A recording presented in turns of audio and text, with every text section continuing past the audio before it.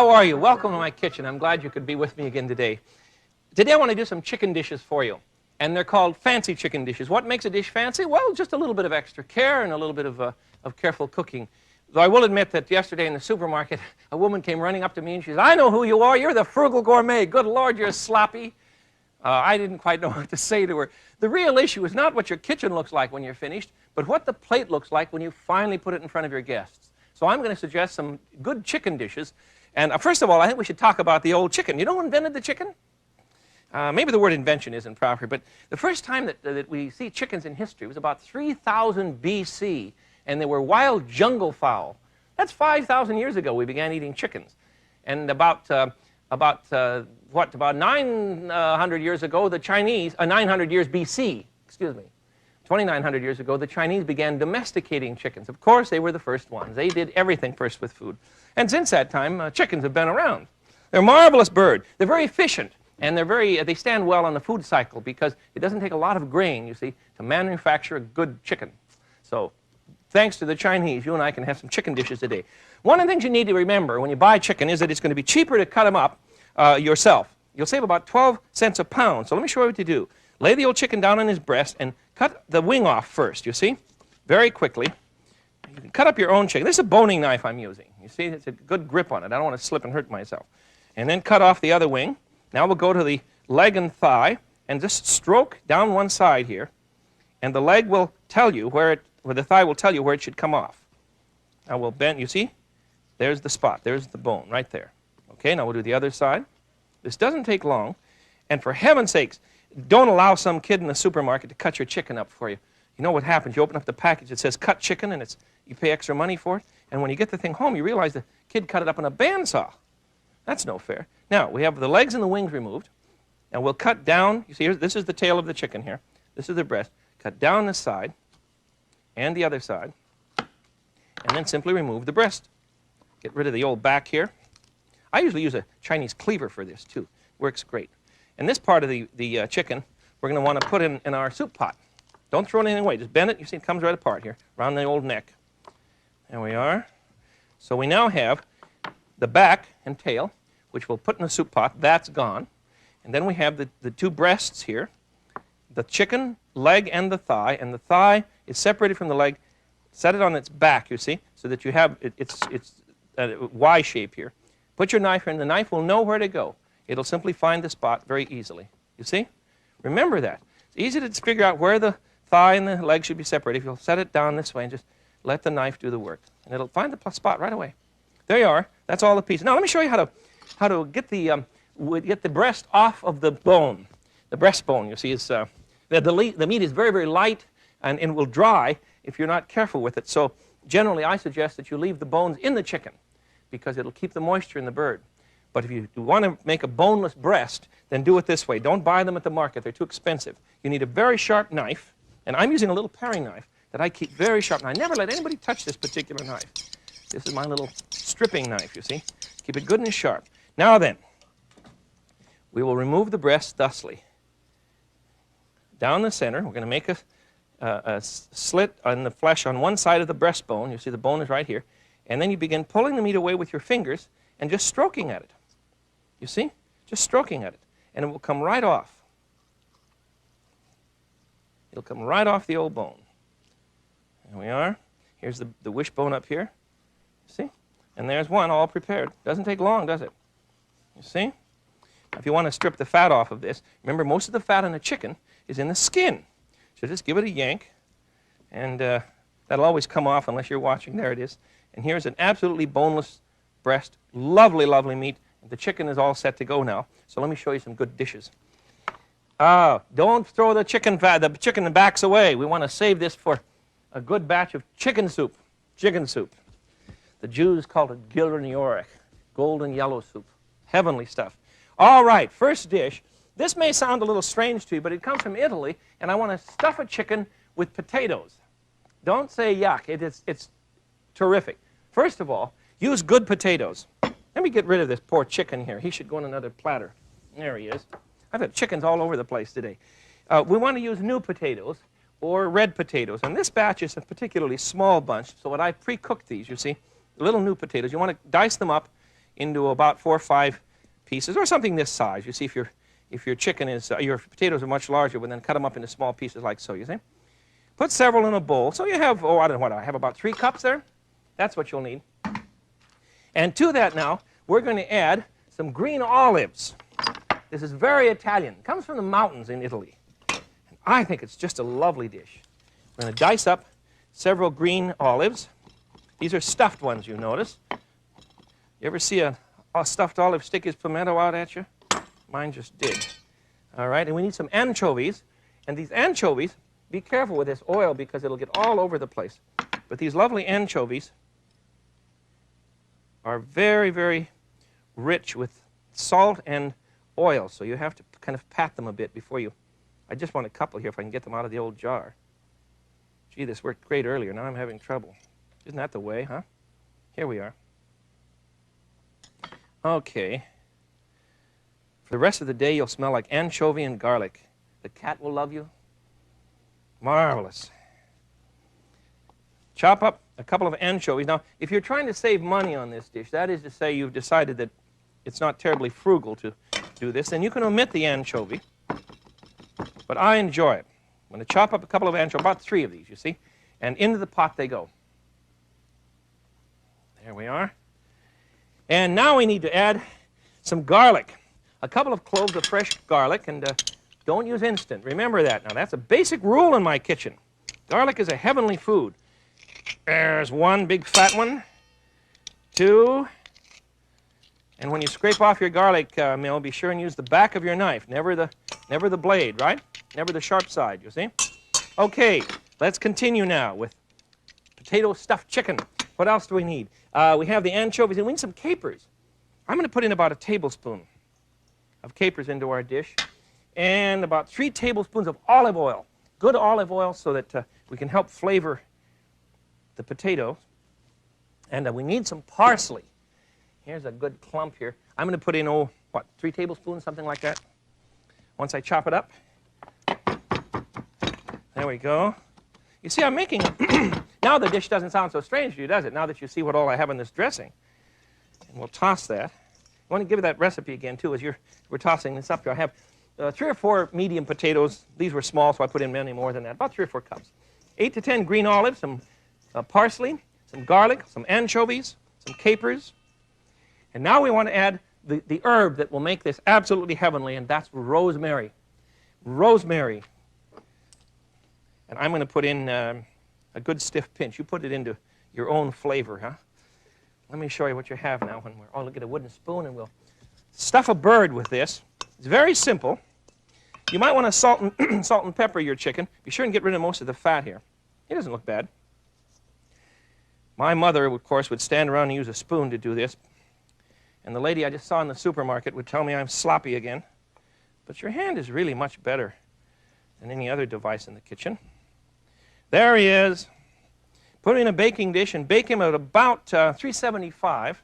Sit still there, fella. 375 for about, probably about 1 hour and 10 minutes should do the job. 70 minutes. You see, let me show you what you have. I have one in the oven for you. And he's really glorious. It's a very nice dish. We'll trade spots with him and take one out. You bring this to the table, and when you cut him up, there he is. Come on out of there. I'm going to put him right in the board here, and then I want to slice him in half and let you see what's going to appear on the table. There. Come here, friend. Use a good knife. Start the slit down the center here, and then you can just run it right on through, you see? And we need to, I tied the legs. And here he is. Look at the beautiful filling of potato, you see? Beautiful filling of potato and meat.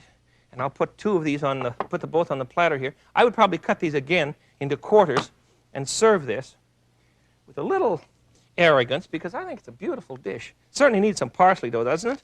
That just looks awful. Put a little clump at each end and bring this to the table with some class. There we go. 1 chicken stuffed with rosemary potatoes, anchovies, capers.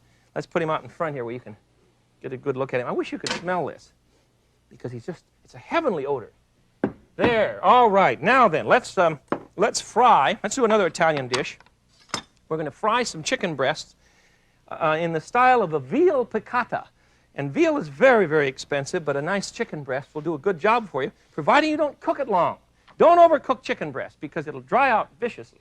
So we're going to make a chicken piccata, and the term piccata simply means sharp. And we do that with lemon juice. We make a sharp flavor.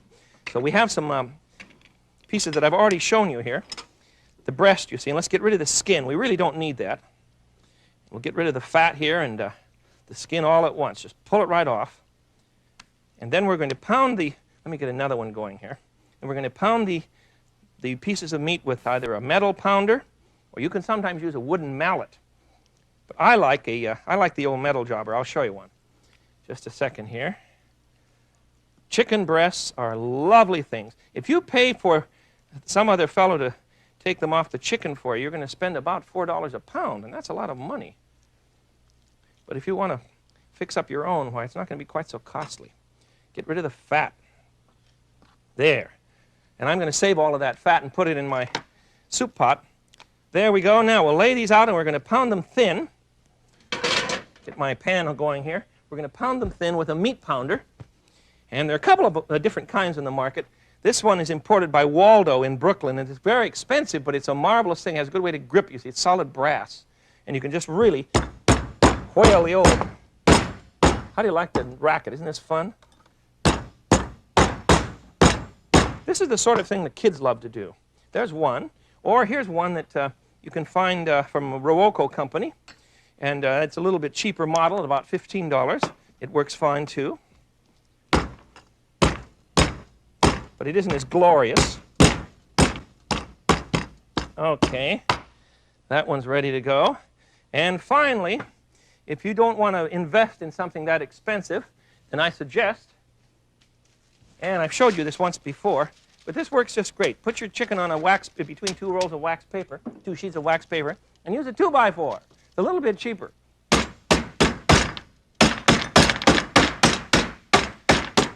See that flatten out? Isn't that marvelous? Nothing wrong with a 2x4. Just don't let your mother-in-law see you doing that. You know, she figures that things aren't going well in the household. Cooking with a 2x4 now, dear? Can you hear it? Oh, I love it. All right, my pan is hot. I want to flour the pieces of chicken. You could also dip this in egg if you prefer, but I don't want to bother. I don't want that much of a crust on this dish. And the Italians, of course, wouldn't do that with veal. You just flour it. And I'll get some olive oil in the pan. Did you notice I put my pan on first, on the heat? And I've not yet put any oil in it, because I want to put the oil in just as I put the food in. In that way, we'll not burn the oil. Okay, here we go. A little bit of olive oil, tablespoon or so. Oh, you can use peanut oil if you wish. But those are my 2 favorite cooking oils. And we'll fry these very, very quickly on one side. And then turn them just as they begin to brown. It'll probably take a couple of minutes on the side. I don't want them to be overdone, you see. I think I've made that point plain, haven't I? Made that clear to you? Don't overcook chicken breast. There we are. Oh, we need some pepper on that, too. There we go. A little bit of pepper. Now, we'll let those cook for just a moment on high heat. And in the meantime, let's prepare. I want to throw in a bit of additional flavoring into my chicken piccata. For that reason, I've sautéed for you a bit of green onion and yellow onion along with a bit of garlic. Just a tiny smidgen, you see? That's all you need. And I've cooked them ahead of time so I can just throw them into the pan at the right time. It'll work out just beautifully. Let's chop some parsley while our chicken piccata is finishing. There we go. And we'll need some lemon juice. Where's my lemon squeezer? Here it is. A lemon reamer. I've showed you this before. It's a great gimmick. You should have one of these. All right, we have everything ready to go. Time to turn them here. We don't want to overdo them. See how quickly they brown? That's terrific. All right, now, let me give you the recipe again. We have the breast, floured, a bit of pepper. If you insist, you can also put some salt in this. The olive oil, and we have lemon juice ready to go. We want everything ready to throw in the pan, you see. And we need some dry sherry, which we'll also throw in the pan, and perhaps a bit of chicken broth. And I've made my chicken broth earlier today out of the leftover backs that I had when I took down the chickens, took them apart, you see. Look at that go. We're ready to fly. All right, into our pan now. We're ready. The chicken, he said, oh, let's take it out here. I'm going to show you something else, too. I don't want to keep cooking the chicken in the sauce that I'm going to prepare right now, so let's deglaze the pan with a bit of sherry. Now, by deglazing, you see what I mean is I'm taking the, well, the drama's nice, too, isn't it, huh? I'm taking the brownness, the yummy brown color that we had in our chicken out of the pan thusly, getting it into a solution. Put in some lemon, our parsley, and a bit of the sautéed garlic and onion, green onion and yellow onion as well. Slosh that around a bit. There. Now I'll return my chicken to the pan, and we're going to add a bit of chicken broth, homemade, my own. And that will thicken now because of the flour that's on the chicken. Remember when we put the flour on? There it is. The dish is finished. You need a big frying pan like this with a metal handle so you can stick it in the oven and not worry about melting plastic handles. You don't need those ever. Okay, we're ready to put it on the platter here. It's a lovely dish. And we'll serve them thusly.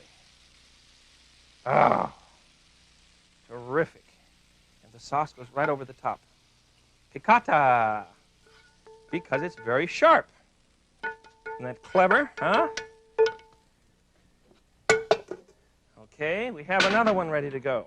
Chicken piccata. It's not terribly expensive if you cut up your own chicken. Otherwise, remember that you're going to be spending too much money on someone else doing your housework, and that's no fair. You do it yourself. All right, one more for you that's fun and easy to do, and I'm going to stuff some chicken thighs. Now, you steam them first, and after you steam the chicken thighs, I have some going here right now. After you steam a chicken thigh for about 15 or 20 minutes, you can get the bone out of the center. You see, here's the thigh. He's just been steamed, plain. Now, you have to work these are cold now, so it's going to be hard to do. But you want to work the bone out of the center by twisting the meat off of the end of the bone. There we are. There it comes. And then you just pull the bone right out of the old chicken. So you twist it a bit, and it'll come right out, leaving you with a kind of pocket affair. This just takes a little extra time to prepare, but it's great fun. You see what I have now? You see? Now, into that pocket, I'm going to insert a chunk of ham. Let me get what do we call it, a spear of ham and a chunk of green onion. This is really an old Chinese trick, and it's just delicious. Put the old green onion in here, you see? Stuff it right inside. And the ham goes alongside of it as well. Push it right in. There. And then they're cooked with the skin side up in a steamer, along with a bit of salt and pepper, and the ham and the onion will flavor them beautifully. And I'll show you what you have. I have several in the steamer all ready for you. Delicious dish. A little unusual, takes a few extra minutes to prepare, but when you bring it to the table, everyone thinks you're a genius. And that's part of the issue here, isn't it? Convincing them of the truth at last, that you really are a genius. I need another pot holder. Here they are. This dish is hot, but lovely. Oh, I'm going to set it right down right away. There you are. There you have one. A chicken thigh. We removed the bone and then steamed it first, then removed the bone and put a bit of onion and a bit of ham into it, a little bit of salt and pepper on top, put it back in the steamer. I threw in a slosh of white wine, just a splash of white wine, steamed that for another 20 minutes, and it's ready to serve. Isn't that gorgeous? Let's do another one. You can go on and on and on with chickens. Well, how about some chicken strips? Now, chicken strips are a snap to make. All we're talking about here is a bit of chicken breast, and we're going to just cut it up into strips. And then we're going to fry it very quickly in a hot pan and deglaze the pan with a lovely Italian marsala, which is a sweet, this is a sweet marsala, a beautiful wine. So cut the chicken up into strips. That means it will cook very fast, you see, very rapidly. In this case, I'm leaving some of the skin on, unless it's terribly fatty. I have my pan heating now. want you to remember that good cooking really shouldn't always take a long time. I've done 3 dishes for you already, but it's true I had everything prepared ahead of time, but you get the idea. It doesn't take long at all. Oh, my towels are all over the place. In a good Italian restaurant, you know, you see the cooks running around. They always have a towel. Well, I'm left-handed, so I put mine on this side. But they always have a towel over their shoulder so that they're ready to go. When you're cooking with this much chicken, you should probably do the same thing. Into our pan, then, we'll put a little bit of cooking oil, olive oil or peanut oil preferably. You don't need much. Pan's good and hot, so we'll put in our chicken pieces now. And we'll saute them very rapidly. In the meantime, I'll put together a glaze for you. Let's get another paddle here. There we are. Chicken, chicken, chicken. My grandmother, Nettie Smith, used to buy stewing chickens because that's all the old girl could afford. And once a week on Sunday, she would prepare chicken and noodles for the family.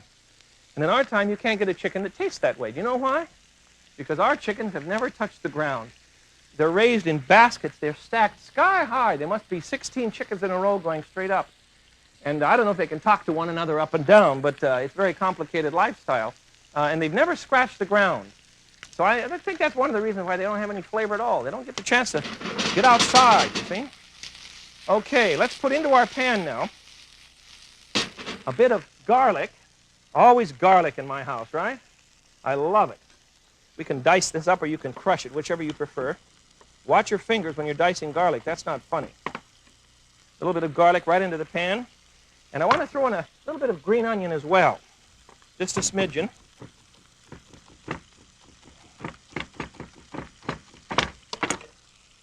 There it is. So we have onion, garlic, and chicken now in our pan. Cooking very nicely. I need some more lemon here for our closedown, and I'll get some marsala, and we're ready. Now, let me give you this recipe because I need to finish it in a hurry. I'll just flip it around once more and it'll be done. We're pan-frying the chicken strips in a little garlic and green onions. You see they're doing nicely. We're going to saute that now for just a moment. Then we're going to deglaze the pan with a bit of lemon and marsala, and we'll be all set. Let's try a bit of pepper, huh? I love pepper. Pepper and green onion, heavenly flavor. Okay, there we are. And if you insist, I'll allow you 1 pinch of salt. But you're not going to need much salt in this dish because it has we're going to put a lot of lemon juice in it. And lemon will help you get off the salt kick that you're on. You can get by. So there's a little bit of lemon, a shot of Marsala wine. A very nice Italian wine. It's a little bit sweet. Don't be frightened by the flame. When alcohol is flaming, you know, it's very, very light heat. Light heat? Well, it's very low temperature because alcohol turns to gas at a very low temperature and it doesn't have a chance to really get hot, not like an oil fire. Okay, that one's done. Let's put it out here for you. They're stacking up, huh? More fun. There we are. I'm just going to pour it right on the old platter. I would make a big pot of this, you see, perhaps in my Chinese wok. And that doesn't look very attractive, does it? I'll tell you why. What we need to do is to garnish the thing with a bit of lemon so that everybody can have an additional shot of lemon on their chicken with marsala and lemon. There, that looks a little better, doesn't it, huh? Now, have another one for you. We can go on and on with chickens. Limes are expensive. Chicken is cheap. So when you put the two together, you get a balanced budget, and you can have a lovely dish of lime chicken. And it's so simple, and it's so delicious that it's just incredible. Let me show you what I mean. I have in the oven some chicken thighs and legs that I have baked with a tiny bit of thyme. Tiny bit of thyme with some thyme on it. There's some thyme on the chicken, you see. A little bit of oil and some salt and pepper. A tiny bit of salt. What I'm going to do now is to slice up several limes and just throw them in the pan. And I'll bring this to the table hot. The limes, of course, will be fresh and cool. And the idea is to squish lime juice just all over your chicken. So you have a lime chicken dish. There we are. And you just each person can do it themselves, or you can do it for them. In any case, it's a colossal dish. There it is, lime chicken. Oh, isn't lime a lovely flavor? My hands smell good. The chicken smells good. I'll put this one out for you, too. And we'll go through these recipes. It's just delicious. I have what do I have? I have 5 dishes here for you today. Beginning with the lime chicken. So simple. Remember, just bake your chicken until tender, what, 45, 50 minutes in an open pan, you see. A little time on it, and then I just put lime juice on it, right at the table. The stuffed Italian chicken, stuffed with potatoes, very delicious dish, easy to make, and it's not at all expensive. The piccata is called piccata because it's sharp with lemon juice. You can also throw in some capers. That's heavenly. Capers would be great with that. We have a stuffed chicken thigh over here that we've put some ham and some green onion in the thigh. And finally, our chicken strips are cooked down with a bit of marsala. There you have chicken.